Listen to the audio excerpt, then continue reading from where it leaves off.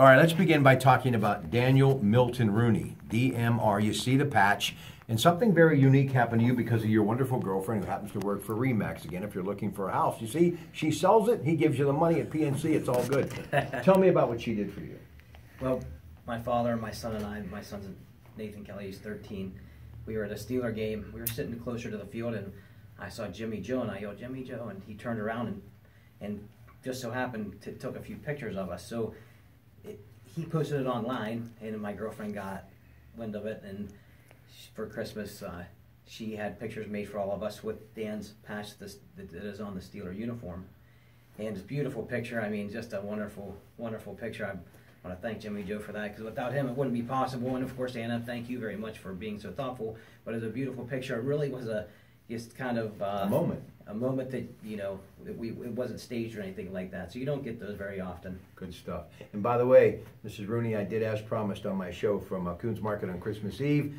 After a very long day, I basically got home and I did have a shot of Jameson Irish whiskey saluting Mr. Daniel Milton Rooney. God bless you all, and of course to the Rooney family, love it, love it, love it. Bucket list, one day Mrs. Rooney and I will go to Mass on the north side together. All right, let's talk a little bit about the Steelers. And everybody just continues to talk about Big Ben, how much longer, how much longer. All I know is this, the way he's been playing, I hope he stays a few more years, but he is just, I think, in the midst of what could be arguably his greatest season ever. Yes, he's done a great job. Had a rough start. Now he's had a few weapons in the last couple of games that have not been in there. Most importantly, Antonio Brown, but he has done great at 35, 36 years old. I mean, he's still definitely the leader of that team, and looks like he has a few good years left in him. What do you think about Ben Roethlisberger? I'm hoping that he stays, but I have a feeling if the Steelers happen to get to the Super Bowl and would happen to win the Super Bowl, he might just say thanks.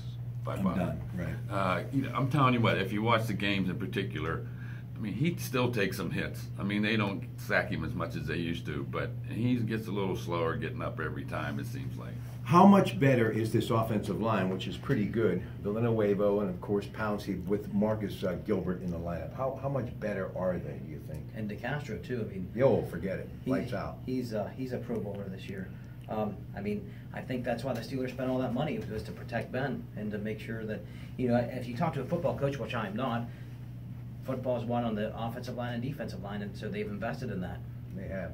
Yeah, and not only that, you know, I was impressed last night with Finney that stepped in for Ramon Foster. I mean, he did a great job. So, I mean, you know, they have some backups and they have some quality offensive linemen, and it shows. And, you know, everybody raves about Le'Veon Bell.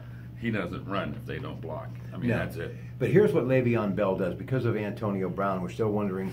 They say he'll be back for the playoffs, but the calf industry obviously is very tricky. But Juju Smith-Schuster, for just turning 21 years of age, second rounder out of USC. You know, USC's always been known as running back U, but Lynn Swann makes a lot of people think about great wide receivers out of USC, and he, meaning Juju Smith-Schuster, happens to be one. And Martavis Bryant, I still think his talent is through the roof if he just ever gets those reps and opportunities. So I think they'll be okay there. Tight end Jesse James, always clutch when it comes down to getting you short yardage and obviously some key catches late in a football game, especially in the red zone. But Le'Veon Bell catching the ball out of the backfield might be the best thing the Steelers have going for them. And I know they've got a lot of good things, including him running the football, but him catching the ball out of the backfield, Robbie, has been key to them. Yes, we were watching the game last night, and I said, tonight maybe their best receiver is Le'Veon Bell. And he's probably the most explosive, and he is unbelievable, and hopefully they can sign him to a long-term deal. Yeah, I think that's key if they want to continue to set the pace like they have. One thing I like is blocking too. I mean, he does it all. If you want to, you know, to be honest with you, and his when he gets hit a couple of times, I mean, you've seen a couple of times the pile just moves with him underneath it, and I think he's really key to the future of the Steelers, to be honest with you. Okay, they say Hugh Jackson is going to stay, although there has been talk he may actually replace Marvin Lewis in Cincinnati. I mean, it's just been a complete debacle in Cleveland. Jimmy Haslam, I mean, I like the guy. He's got some Steeler connections. I want to see him succeed. Obviously not against the Steelers, but I think when the Browns win, they're a historic franchise. It's good for the NFL. Look what the LA Rams have been able to do at 11-4 this year. When you have those throwbacks who get reinvented and they start to find their way back to the top of the heap and make headlines, it's good for the brand that is the National Football League. DeShone Kizer, who I really was hoping the Steelers would get, the guy out of Notre Dame, I think he's got big time potential. He's 6'5", he's got a big time arm, can throw off the back foot, can throw across the green. I just don't think he has any protection. They don't really have anything around him. I don't see what anything the future holds for Cleveland, no matter who the coach is, but maybe a very tough road for the next couple of years, guys. Yes, the Cleveland Browns. I mean, can't Sad. say much more than that. No. They're just in terrible shape, and they're not going to win for a while.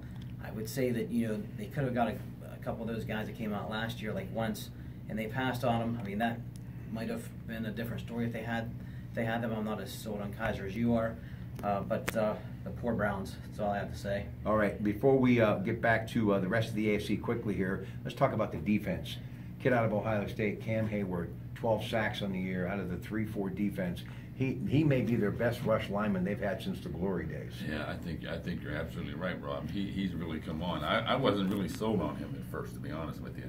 I thought he was a little undersized and not quite as quick as some of the other linemen you've seen. Boy, yeah, I was wrong. He's really come on, especially this year. He's done his job, and I think he's really a team leader. And that locker room, he seems to be anyway. Still worried about his health first. Everybody wearing that number 50 jersey. Without Ryan Shazier, it's going to be tough. I mean, they're going to have to score a lot of points and keep opposing offenses when they do get on the field, off the field. And let's just hope that whoever, Williams, whomever, Bud Dupree, we talked about these guys. I don't know what they're going to do to replace this guy. Yeah, he was their leader on defense for sure. Called the plays, and he is super fast.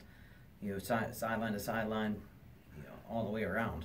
All right, AFC, rest quickly. If Baltimore happens to beat Cincinnati this week, they're 10-6. They're in the postseason. You've got New England, of course, the juggernaut. They're going, folks, 9th consecutive AFC East title. Home field advantage still on the line for either the Steelers or them as far as the postseason. But you know, the one team, no matter what happens after an 0-4 start, moving from San Diego to Los Angeles, you can't say enough about a fellow class member out of 0-4, along with Eli Manning and Ben Roethlisberger. Phillip Rivers, what a season the LA Chargers have had after that 0-4 start, and we'll end on that note. Who would have thought that they were able to do what they've done?